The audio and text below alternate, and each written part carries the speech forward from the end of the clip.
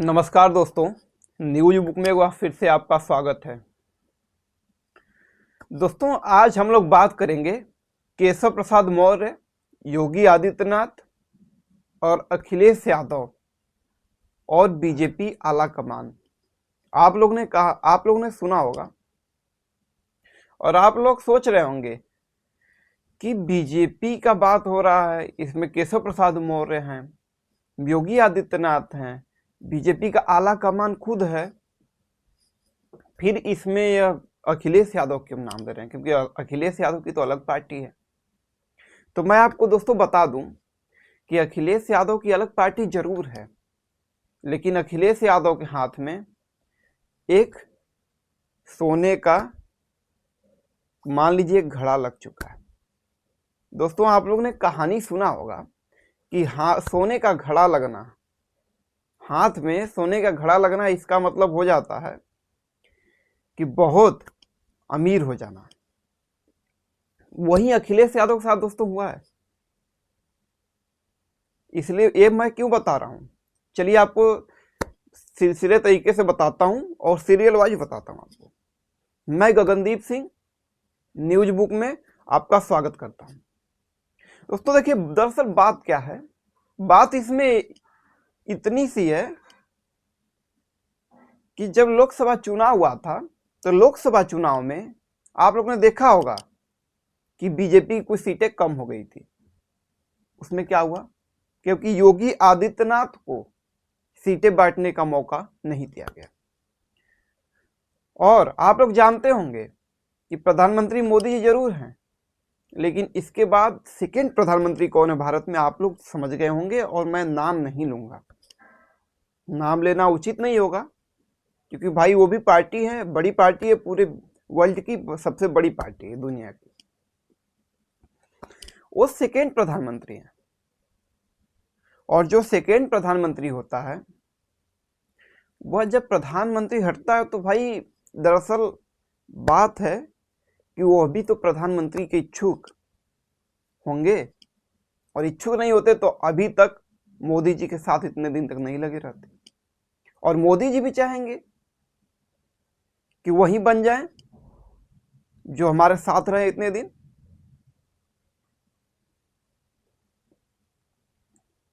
और मैं आपको बता दूं, यह चाल धीरे धीरे चली जा रही है। देखिए, तीर तो सीधे योगी आदित्यनाथ को नहीं भेजा जा रहा है, नहीं चलिए ये तीर मारा जा रहा है, लेकिन इधर उधर से तीर मारा जा रहा है। और तीर कैसे मारा जा रहा है, जैसे यूपी में केशव प्रसाद मौर्य की तरफ से मारा जा रहा है, ब्रिजेश पाठक की तरफ से मारा जा रहा है, कोई विधायक है द्विवेदी जी, उनकी तरफ से मारा जा रहा है। एके शर्मा आप लोगों ने नाम सुना होगा, गुजरात कैडर के आईएएस रहे हैं एके शर्मा जी। और एके शर्मा जी, मैं आपको बता दूं कि वह मोदी जी के बहुत ही करीबी और विश्वसनीय लोगों में एक हैं। जैसे अमित शाह जी हैं, अमित शाह जी तो भाई बहुत बड़े हैं, लेकिन एक तरह से अगर देखा जाए तो एके शर्मा मोदी जी के बहुत ही करीबी माने जाते हैं। और उन्हीं एके शर्मा को आईएएस की नौकरी छुड़वाकर, और एके शर्मा आईएएस की नौकरी छोड़ भी देते हैं, और उनको छोड़कर वह सेनावृत्त होकर चले जाते हैं यूपी में। और खबर तो यहां तक भी थी कि एके शर्मा को गृह मंत्रालय मिलने वाला था,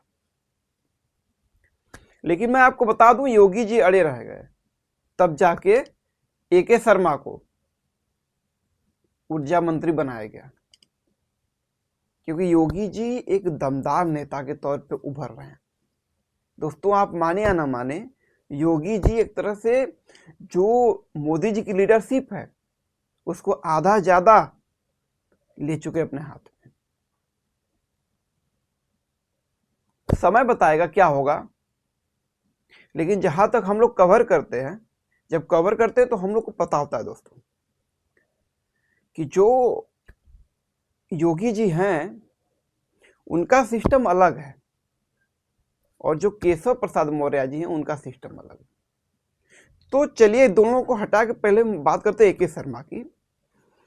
ए के शर्मा जी जब ऊर्जा मंत्री बने उससे पहले उनको गृह मंत्रालय देने की तैयारी चल रही थी कि उनको गृह मंत्रालय दे दिया जाए, कि योगी जी की शक्तियों को थोड़ा कम कर दिया जाए। लेकिन आप आरएसएस की अड़ंगा जानिए, आरएसएस की मनमानी जानिए या आरएसएस का दखल अंदाजी जानिए कि ए के शर्मा को गृह मंत्रालय नहीं दिया गया। जब ए के शर्मा को गृह मंत्रालय नहीं मिलता है तो जो आला कमान होता है छटपटा उठता है कि आला कमान की वहां पे बातें नजरअंदाज और नहीं सुनी गई। यूपी को छोड़ाकर दोस्तों आप लोगों ने देखा होगा कि पूरे भारत में ऐसा कोई राज्य नहीं है जहां पे अमित शाह जी ऐसे चुटकियों में ऐसे चुटकी बजाते हैं और मुख्यमंत्री बदल दिया जाता है। मुख्यमंत्री ही नहीं, अमित शाह ऐसे चुटकी बजाते हैं तो पूरे मंत्रिमंडल खाली करा के दूसरे मंत्री रख लिए जाते हैं। यह हाल है। लेकिन यूपी में यह चुटकी काम नहीं आ रही है, इसीलिए आलाकमान घबराया हुआ है कि अब करें तो करें क्या और जाएं तो जाएं कहां और हटाएं तो हटाएं किसको। योगी जी तो हटने के लिए तैयार ही नहीं है। ये दिक्कत है दोस्तों। अखिलेश यादव आप लोगों ने देखा होगा कि बीच में बात करते हैं कि दिल्ली और लखनऊ में फासला बहुत बड़ा हो गया है। अखिलेश यादव जी लगातार यह बातें दोस्तों करते हैं कि दिल्ली और लखनऊ में फासला बड़ा हो गया है। दिल्ली डबल इंजन जो है वो डबल इंजन अब नहीं रहा है, काम कोई और करता है और फीता कोई और काट देता है। अखिलेश यादव जी यहां पर भी मजे लेते रहे। आप लोगों ने देखा होगा कि बीच में एक हाईवे पे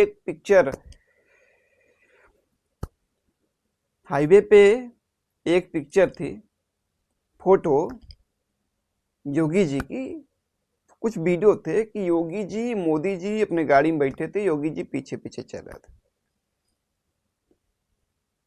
तो अखिलेश यादव जी उस पर मजे लेते हैं, कहते हैं इनको पैदल कर दिया गया। और मैं बता दूं दोस्तों, अंदर की खबर एक चीज और है। आप जानिए कि अगर यहां पर शायद अमित शाह जी होते तो शायद ऐसे पैदल न चला जाता।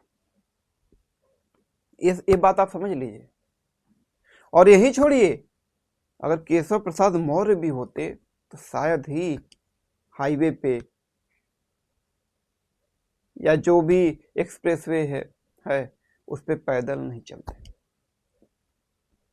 लेकिन यह दिखाने का था आला कमान को, और आला कमान का यह एक चाल थी कि दिखाया जाए कि आला कमान से कोई बड़ा नहीं है। अब बीच में आप लोगों ने देखा होगा कि योगी जी बोलते हैं एक ही स्टेज पे। दोस्तों स्टेज एक ही रहता है, माइक भी एक ही रहती है, लोग अलग अलग होते हैं। केशव प्रसाद मौर्य, योगी आदित्यनाथ। योगी आदित्यनाथ क्या बोलते हैं कि यह जो सरकार सबसे बड़ी होती है। चलिए ठीक है, जब इनका स्पीच जब खत्म होता है, आप सोचिए केशव प्रसाद मौर्य के सचिव ने तो लिख के नहीं दिया होगा इतने देर में योगी जी क्या बोल रहे हैं और आप वापस उसको बोलिए। क्योंकि सदन में ऐसा होता है कि अगर विपक्ष का कोई पार्टी का कोई नेता या जो अपना सचिव है, लेकिन वहां पे कहां था, वहां पे कुछ नहीं था। तुरंत केशव प्रसाद मौर्य की बारी आती, तुरंत आके केशव प्रसाद मौर्य तुरंत बोलते हैं एक झटके में कि सरकार बड़ी नहीं होती, संगठन बड़ा होता है। अब दोस्तों का जो भी राजनीति से ताल्लुक रखता है वह यह बातें समझ गया होगा कि सच में सरकार से बड़ा संगठन होता है केशव प्रसाद मौर्य जी। अभी तो आपके लिए सरकार बड़ी थी, लेकिन अब आपको संगठन बड़ा लगने लगा। इसका मतलब क्या है? यही सिस्टम दोस्तों चल रहा है।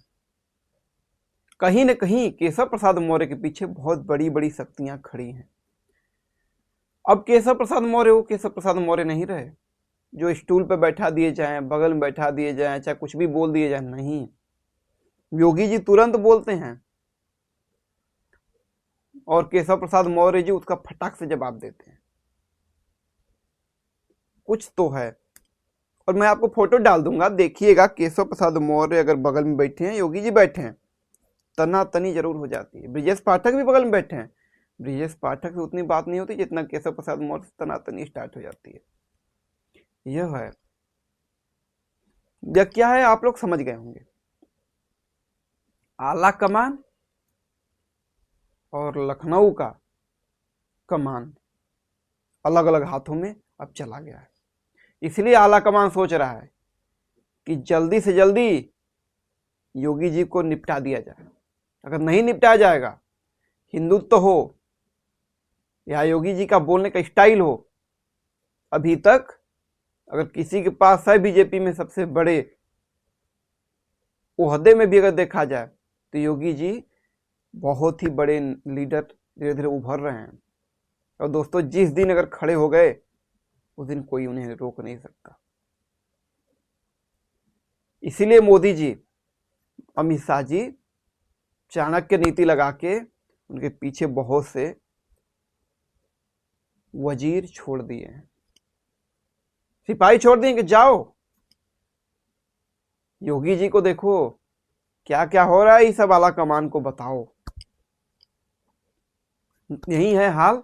और दोस्तों देखिएगा, मैं आपको यहां पे बता के जा रहा हूं कि 2027 में हो सके तो इन दोनों लोग में इतना अनबन हो जाए कि अखिलेश यादव इसमें बाजी मार लें और मुख्यमंत्री बन जाएं। उसके बाद योगी जी मुख्यमंत्री न बने, उसके बाद इनको साइडलाइन कर दिया जाएगा। अगर अगली सरकार बनेगी तो इनको मुख्यमंत्री केशव प्रसाद मौर्य को बना दिया जाए। ये हो सकता है और ये मैं आपको फैक्ट बता रहा हूं और यही है, आप देख लीजिएगा आने वाले समय में। तो दोस्तों चर्चा यहीं तक थी। आगे फिर आपसे हम बात करेंगे और फिर आपसे हम रूबरू होंगे कोई नई चर्चा लेकर। तब तक के लिए नमस्कार। आप अपना ख्याल रखिए। हमारे चैनल को सब्सक्राइब कर दीजिए न्यूज बुक 0005 को। दोस्तों मैं आपको बता दूं कि इस पे ब्रॉडकास्ट भी कोई दिन में हम लोग करेंगे। केशव प्रसाद मौर्य जी हों चाहे कोई भी मंत्री जी हों, अगर टाइम मिलता है 5 ही 10 मिनट का ब्रॉडकास्ट होगा, लेकिन हम लोग करने का काम करेंगे दोस्तों। अब देखते हैं आगे दोस्तों क्या होता है। तब तक के लिए नमस्कार। आप अपना ख्याल रखिए, स्वस्थ रहिए, मस्त रहिए, अपने काम में व्यस्त रहिए दोस्तों। नमस्कार।